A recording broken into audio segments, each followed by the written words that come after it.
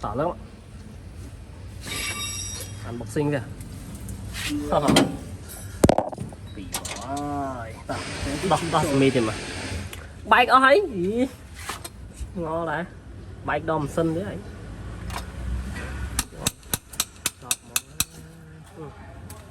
mình bay cái đạch vào đây mà cái này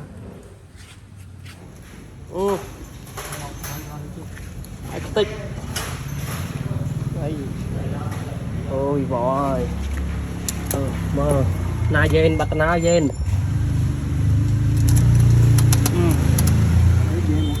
đạch tích ở hai nắng bông ở đây mình sẽ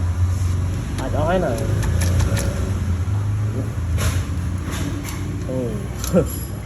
sài man bảy tích này đi stong do láng một khẽ mới ta bảy kiểu không bỏ gì bỏ bà máy ngập bùn xinh đó ơi